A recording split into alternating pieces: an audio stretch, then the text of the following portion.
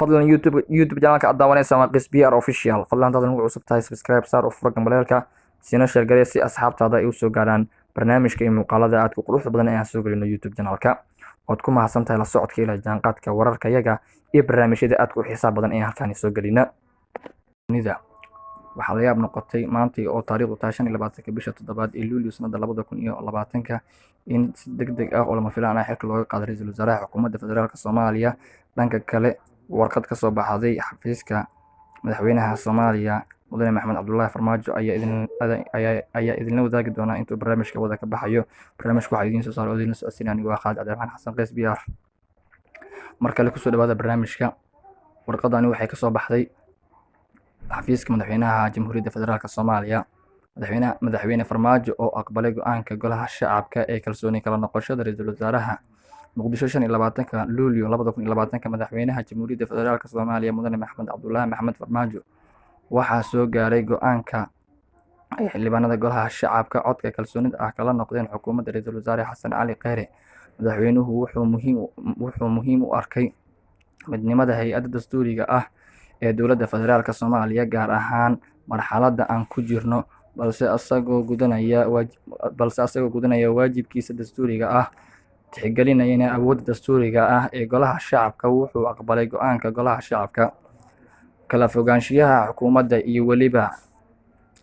hay'adda sharci dejinta waa mid wiiqaysa horumarkii la sameeyay. si taasi loo daba qabtana waxaa go'aansaday in aan tixgeliyo codka golaha shacabka oo ah hay'adda aasaaska u ah qarannimada. madaxweyne Farmaajo wuxuu si degdeg ah u soo magacaabaya ra'iisul wasaare cusub. madaxweyne Farmaajo wuxuu si degdeg ah u soo magacaabaya ra'iisul wasaare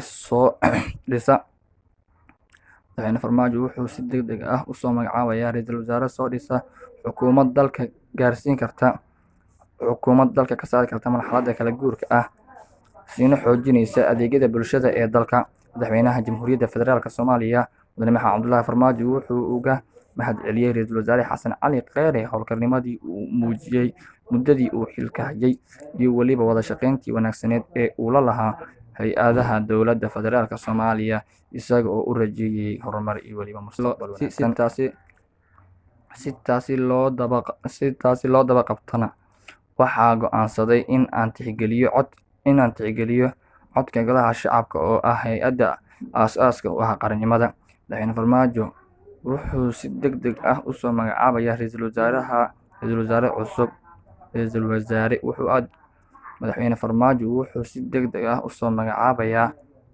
ra'iisul wasaare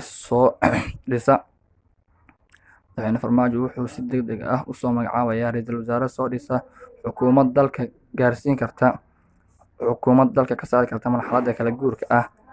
siina xoojinaysa adeegyada bulshada ee dalka. madaxweynaha Jamhuuriyadda Federaalka Soomaaliya mudane Maxamed Cabdullaahi Farmaajo wuxuu uga mahadceliyay ra'iisul wasaare Xasan Cali Kheyre howlkarnimadii uu muujiyay muddadii uu xilka hayay iyo weliba wada shaqayntii wanaagsaneed ee uu la lahaa hay-adaha dowladda federaalka Soomaaliya isaga oo u rajeeyay horumar iyo weliba mustaqbal wanaagsan.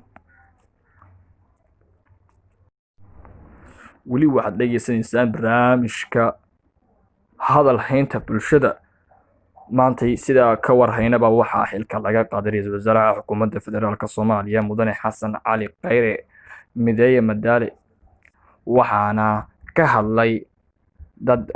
aad u tiro badan oo ka tirsan shacab weynaha Soomaaliyeed kuwaasi oo ku kala dhaqan gudaha iyo dibadda dalka Soomaaliya. qof ku soo gashay magaceeda Nasteexa Caday ayaa waxa ay soo baraheeda bulshada ku soo shaacisay sawirka ra'iisul wasaaraha xukuumadda federaalka Soomaaliya mudane Xasan Cali Kheyre ayada oo ka soo hormarisay waan ka xumahay wallaahi weligeyga inta aan noolaa madax la riday sidaan ugumaanan xumaanin filawaa ayay nagu wada noqotay laakiin waxaad ku dhex nooshahay quluubteena soo noqo mudane ra'iisul wasaare adiga oo ah madaxweyne ay tiri gabadhaasi. waxaa kale oo fariin ka soo dhiibtay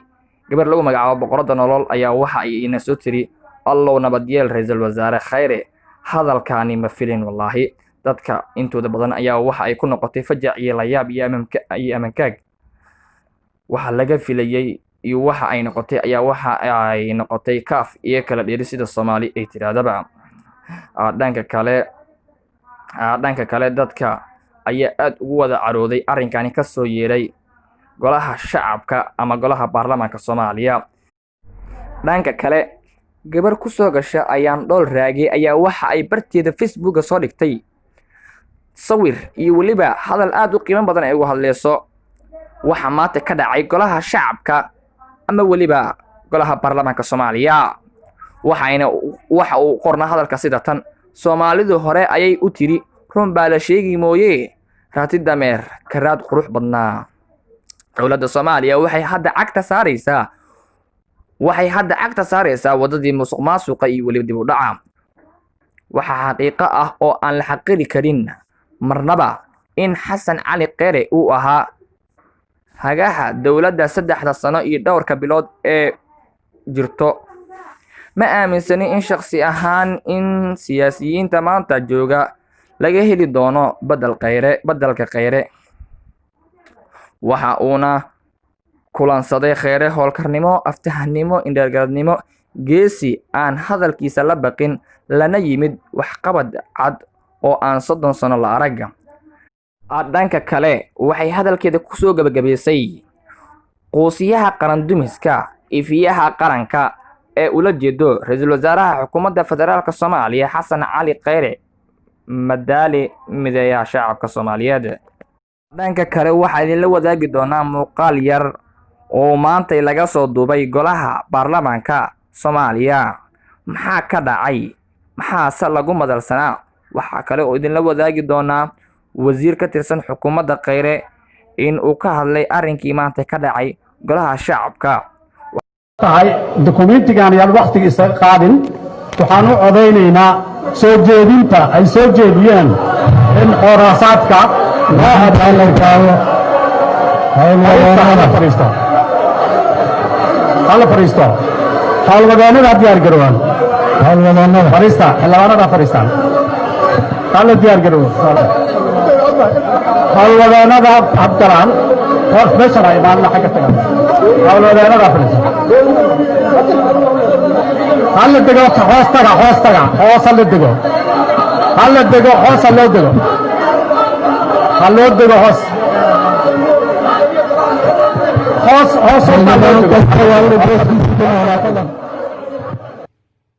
maanta wixii ka dhacay golaha shacabka in saawlo socotaan ummadda Soomaaliyeed waxa leeyahay halkan waxaa ku qoran ajendaha maanta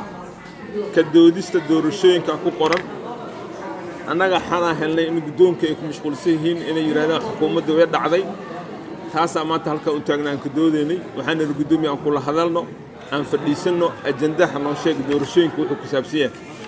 waa ajenda aan oo wuxuu soo qoro falska ah oo waxba ka jirin markan ajendihii aan dhahnagala hadal guddoomiyihii uu naga dhaga adeegay wuxuu alla qadar waxaana sharciga waddanka ama adduunyada aan ka dhicin halkan uu ka sameeyo oo kamid ah iyadoo hal qof ka doodin xukuumadda mooshin laga keenin oo wax cadeen lagu haynin in xukuumaddu waa dhacday yiraahdo waxa ugu fiicnayd guddoomiyaha iyo ku-xigeenkiisa inay guryahooda iska jiiftaan ee waa dhacday yiraahdo marka hadda waxaa marqaati ka kaamirooyinka ay joogeen ee live la galay xukuumaddu waa dhacday la dhahay ana mooshin laga keenin oo dastuurka waafaqsaneen aan laga doodin oo xukuumadda marka la eedeeyay inay isdifaacin inuu guddoomiyaha maanta waa aragtay aayadaha quraanka marka lagu furo hadalka ugu ku xigay waxay inuu yiraahdo xukuumaddu waa dhacday marka taas waxaan ogsoonaa in ay qaran dumis uu yahay guddoomiyaha iyo guddoomiye ku-xigeenka marka ummadda Soomaaliyeed waxaan dhihi lahay inay u jeedaan waxaan annaga mar walba xukuumad ahaan aan leenahay aan sheegnay wasaarahana uu sheegay in doorashooyinka waqtigeeda ay ku dhacaan sababtoo anaga wasiir amni ahaan xil ay iga saaran dhulka Soomaaliyeed gaar ahaan in doorashooyinka waqtigooda lagu qabto in doorashooyinka aan waqtiga loogu talagalay 8 February madaxweynaha la doorto waa dhici kartaa farsamo iyo wixii la doono farsamo waa la aadi karaa wixii technical ah delete technical du yimaad waag Sheekh Shariif oo yimaad madaxweynaha hore Sheekh Shariif xasan Sheekh labada bixlabaana ahay waqtiga dib ay ku dhacdo waxba laga ma qabo laakiin 2 sano extension ala qaadaha marka waxaasaan ka dhiidhinay waxaan u shaqaynay ummadda Soomaaliyeed aan nahay annaga wasiirne uma jirnin laakiin waxaan rabnaa wixii xaq ummadana helaan dalkan waa inuu doorasho aadaa doorashadu taasaan laga shaqeynaa waqtiga loogu talagalay doorasho aad doon hadduu Ilaahay yiraahdo qofkii ku taamay inuu 2 sano ku darsado sida maanta xukuumadda ay ka dhiman tahay 3 bil 4 bil gudaheeda xukuumadda la rido xukuumadda la soo dhisaa taas suurteed mid ku fikiraya waxaan leeyahay iimaanka Ilaahay ku geliso ma dhacayso mana dhici doonto waana maastiin assalaamu calaykum waraxmatullaahi wabarakaatuh guddoonka baarlamaanka wada kisteyshika golaha shacabka wado guddoonkaana hormuud ka ah taasna dhici mayso dalkan doorasho aadaa waqtiga loogu talagalay doorasho ku aadaa doorashadana si wada ogol ah dowlad goboleedyada xubinta ka dowladda federaalka iyo dowladda federaalka waxaa laga rabaa dalkan doorasho inuu aado marka guddoonka waxaan leeyahay maanta nasiib daro waay wax taariikhda baalmadow ka gala waay in ayadoona hal xildhibaan hadna ayadoona ajandaha uu ku jirin xukuumadda xilka noqoshada ayadoo intaas lahayn inuu yiraahdo guddoonka xukuumadda cod u qaado waa wax la yaabo xildhibaano kale ay gadameyn doonto waana mahadsantihiin laakiin xildhibaan saad wasiir maxaad u doodi weyseen oo aragtidiina waxaad qabtaan maadaama uu guddoonku ogolaa maxaad hor istaagteen golaha hortooda waxaan ogaa doodda haddii la furnaan saana ku dhamaaleed halkan waxaa ku dhigan doorashooyinka xukuumadda dhacdo kuma dhigan intaanu rabin marka waxaan annaga u doodaynay aan doodana ahayd inuu warkiisa toos u yiraahdo oo alla ma hadiis waxaan ka filaynaa toos u yiri marka intaan ahayd marka annaga inaan qaldan ha ogaadaan sharciga aan hogaansanahay waxaan u doodaynaa intaas ahayd tiinu yimid waa nasiib daro waxaan leeyahay waa ummadda Soomaaliyeed inay dib u noqoto ma rabno in hore loo socdo la rabaa insha Allah biidnillah kariim waxaan ka shaqeynaa dalkan doorashada oo aad lahayd si ummadda Soomaaliyeed isku kalsoonata 4 sano kastana waxaa ka dhaco dalkan 2000 ilaa hadda 4 sano kasta doorasho ka dhacdo doorashada dhacaysa biidnillah kariim xukuumaddu كستيشن ما أقول حكومة هرنا رزارة وشهادنا وكل علنا حكومة ما أقول حكومة حاسة على غيره ما أقول كستيشن دورشات عيش دورشات كل عيش ما لحظة ما من قول جدا ما لحظة قرنك برلمان كم سكلا دورش حلقة في حلقة ما داعي كرتو قد دورشيك هل كان يتم حلميري وحين تري قدوميها دورشوا حوبنا وقتي كده ما عضو صدق حيتهم بلا شيء سجال بال واحد ملء قلب كديار ما أهن مركز مرة من وجوده سيجلو وما سنتين